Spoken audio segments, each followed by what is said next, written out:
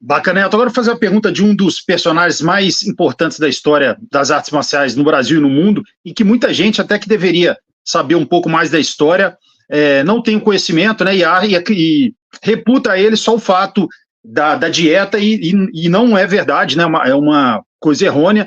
Ele é um grande nome também da arte marcial, foi um grande professor de jiu-jitsu, né, que ensinou o Carlos, que ensinou o mestre Hélio. Estou falando do grande mestre Carlos Gracie, que é lógico que foi muito mais do que um dietista, enfim, foi um grande mestre também do jiu-jitsu. Fala um pouco para a gente sobre esse personagem, né? Um pouco da importância dele, a importância dele também em fomentar a luta ali no Rio de Janeiro. Fala um pouco para a gente sobre o grande mestre Carlos Gracie e esse imenso legado que ele deixou e deixa até hoje. O Carlos tem importância enorme, né, dentro da história e desenvolvimento, não só da família Gracie, né, da dinastia que ele criou, mas ali de todo o conjunto, né, da obra que ele deixou. O Carlos, ele tem início ali, a gente discute muito isso, né, eu, Bruno, Luiz, a gente acha que o Carlos, ele teve aulas com Maeda em 2 momentos. Tem um documento, que esse documento passou na mão de todo mundo, e a gente acabou perdendo, né, esse documento passou na minha mão, na mão do Guga, na mão do Luiz, e é um documento que o Bruno, ele conseguiu, era uma xerox, né, onde você tem ali, em 1916, aulas do Conde Coma para crianças.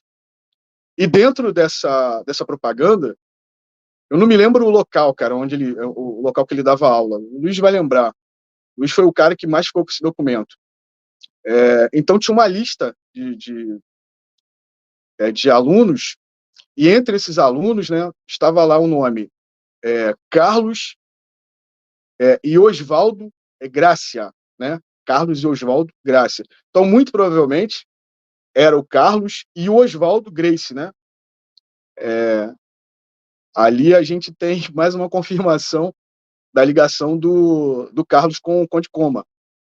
E, posteriormente, a gente tem outros documentos aí, que todo mundo já conhece, mostrando ali o início, né, do Carlos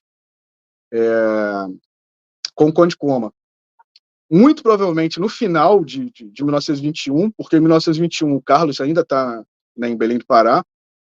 Ele deve ter chegado em dezembro de 21, ou em janeiro ali de 22, ele chega no Rio de Janeiro, né, depois de ter essas aulas, né, que a gente acha que são 2 períodos, né, aula ali infantil e posteriormente aula, né, com a idade um pouco mais avançada. E ele tenta de tudo, né, quando ele chega no Rio de Janeiro, ele e os irmãos, né. Aí lembrando que não foi só o Carlos, né, que treinou com o Maeda, né, foi o Carlos, o Oswaldo e o Gastão. Então, os únicos que não teriam, né, dos irmãos que tiveram aulas com o Maeda seria o Hélio, que era muito pequeno, né, era uma criança, e o George, né, também era bem novinho. Então, quando eles chegam no Rio de Janeiro ali, no início da década de 20, né, o final de 21, o início de 22, então eles tentam de tudo, né. O livro da Reila relata bem esse período que eles estão ali no Rio de Janeiro, né, tentam de várias formas ali trabalhar com jogos, né, com comércio, e o Carlos acaba, provavelmente ali em 26 para 27, né, montando uma academia de jiu-jitsu. Essa sim seria a primeira academia de jiu-jitsu da família Gracie. A gente não sabe o local exato, né, mas ele monta essa academia entre 26 e 27, e ele começa a dar aulas ali para uns amigos, né, ele fala que uns amigos ali da alta sociedade carioca, e no final ali de 27, ele acaba recebendo ali um convite do Donato para poder substituí-lo nas aulas em Minas Gerais, né, da Guarda Civil.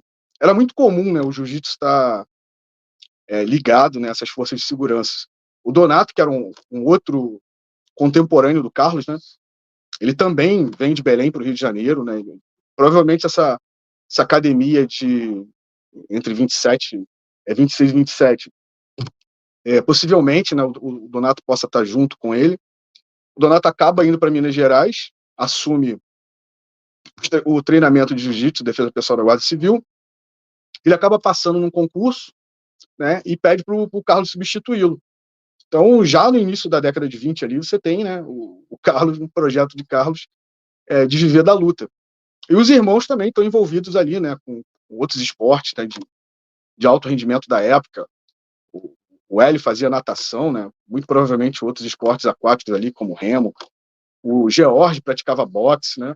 O Oswaldo estava muito envolvido já ali no circuito de lutas, né, luta livre, a luta greco-romana, que era praticamente uma febre no Rio de Janeiro. Isso vem lá do começo do século XX. E o Carlos acaba deixando essa academia, ele não diz o local, isso é baseado numa entrevista em 1929, quando ele chega em São Paulo. Ele vai para Minas Gerais, né, ele começa a ensinar na Guarda Civil, com o tempo ali, provavelmente devido a alguns desentendimentos, ele fica sabendo também do Geomori em São Paulo, né?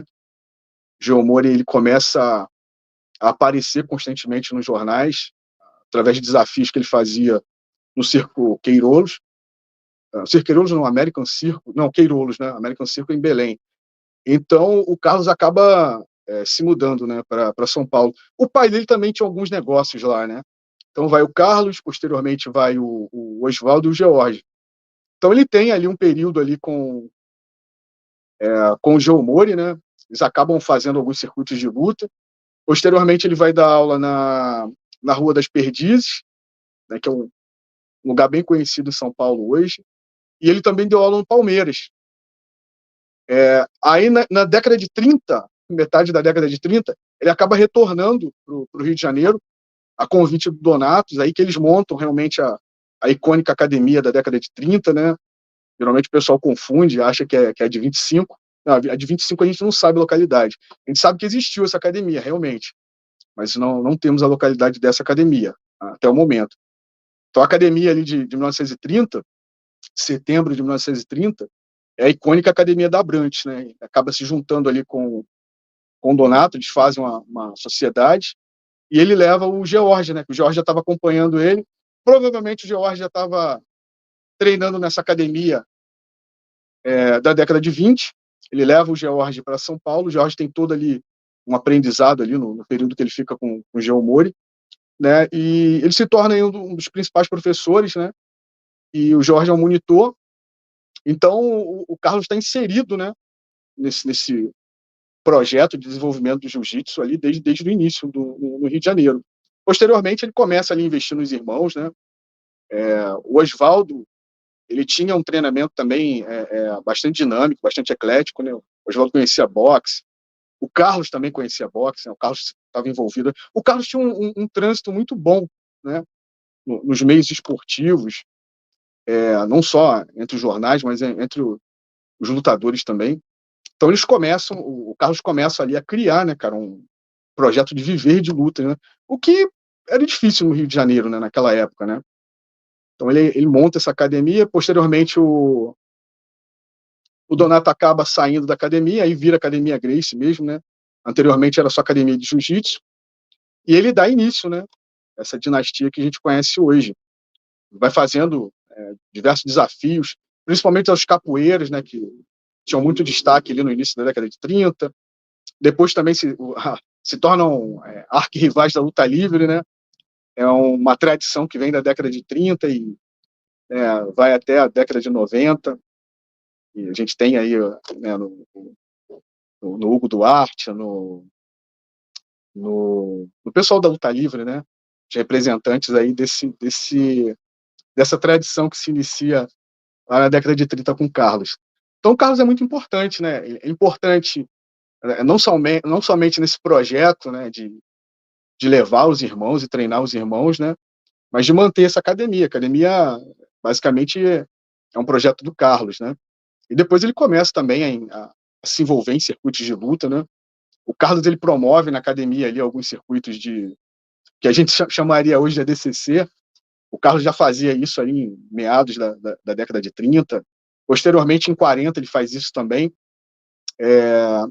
Esse movimento que o Carlos faz, ele é importante, ele vai ter influência até nos primeiros campeonatos de luta livre que nós temos no Brasil, o primeiro brasileiro de luta livre, né, em 1949. Então, o Carlos, para mim, é fundamental, né? Tanto nessa parte, né, de administração, quanto na parte de treinamento dos irmãos, né? Era ele ali que treinava os irmãos, né, inicialmente, depois levou vários coaches para academia.